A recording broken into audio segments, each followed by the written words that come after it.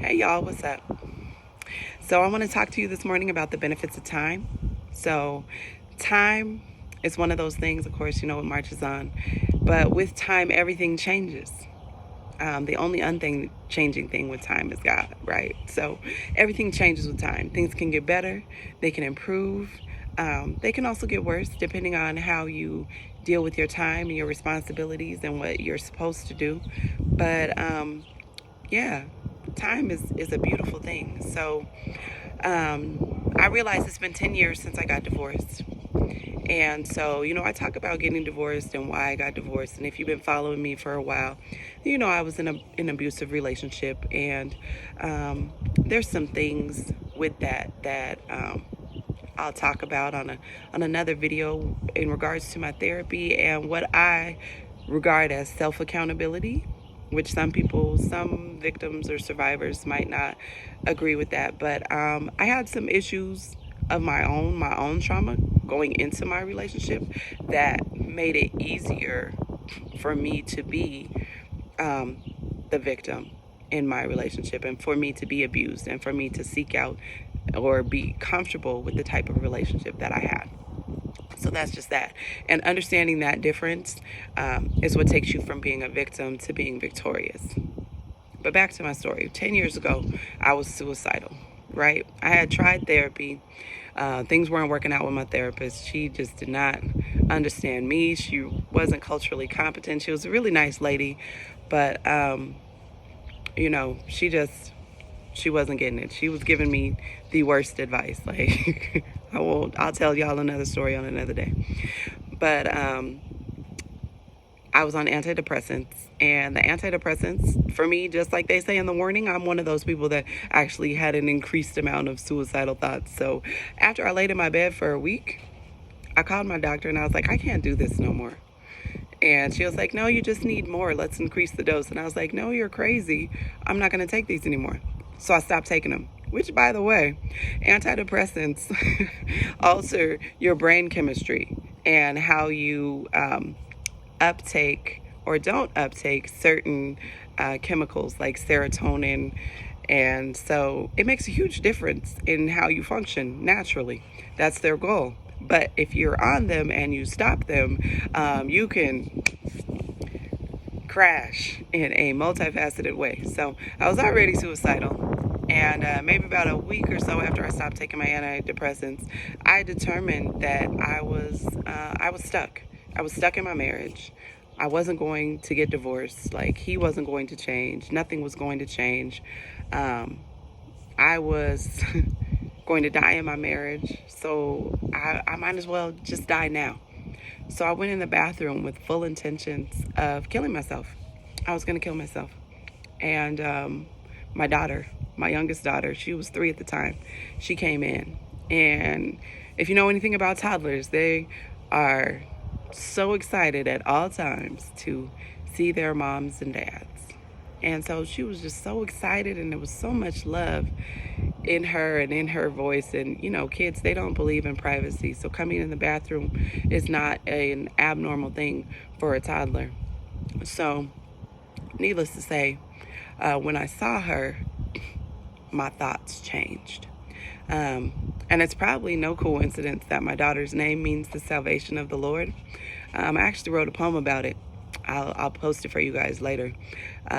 But there's a line in there that says, "In walks the salvation of the Lord." Like, that's literally how the Lord sometimes shows himself up in your life. It's not always going to be a burning bush. He might send a person. And if you're that person and that's your responsibility and you didn't do it, God will deal with you about what he told you to do that you didn't do. But God can speak to you in so many ways. And he spoke to me in that moment with my daughter. And so I realized that suicide was not the move. And that I had to just kind of press on. And so I had to stop worrying about whether or not I was going to get divorced. There was nothing I could do about everything I had already been through. All I could do was worry about what I needed to do right now. And there's a scripture in Matthew that talks about don't worry about tomorrow. Today has troubles of its own. And every day, every day had trouble. It was it was a struggle. It took a lot of work, a lot of tears. Like, I still cry sometimes. I have a lot of triggers. Some are triggers that I didn't know were triggers, but so, you know what? As I find out my triggers, it gives me the opportunity to grab a hold to them and dig up the roots and deal with the trauma that's attached to it, so that it doesn't lord itself over me and I can have freedom from the things that happen to me. They get to be a part of who I am, but they don't get to define me. So, yeah. I never would have imagined 10 years ago that I would have the life and the peace that I have now. So I have a decent job. Of course, I've always worked, but I started building my business 3 years ago, and the passion that I have for that is just so amazing. I love to do it. And I love to be able to help people. Like, I always felt like I wasn't a people person, but the reality is that when you have the types of trauma that I have, you're not a people person. You just are afraid of people to a point. Like, you don't trust people, so you don't really want anybody around you, because you don't want to give anyone else the opportunity to hurt you, because then that's your fault again for allowing other people into your life that added to or just reinforce the lies that you carry associated with your trauma. So all I can say is, if you are someone who is struggling right now with suicidal thoughts and depression, therapy is a beautiful thing. Don't feel bad if you're not connecting with your therapist. I went through 3 therapists before I found one that really could speak to my issues and help me move into a place of healing and deal with and find like coping mechanisms for what I needed to deal with, and just help me flesh it all out. Because my goal with therapy was, I wanted to know, why did I allow this and why did I choose this relationship? So don't feel bad if it takes you a while to find a therapist. And then take it minute by minute. I had to take it minute by minute. It was the longest time frame of my life. I came out of that relationship with PTSD, anxiety, depression. Now, I would say for the most part, I just have PTSD. But, just within the last year, I no longer have night terrors. Like, so it's a growth process.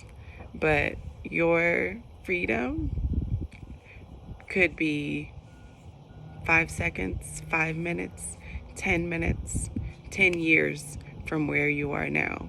But along the way, there's so much beauty that you will see and that you will be a part of and that you will bring into other people's lives if you just keep going and take it 1 minute at a time.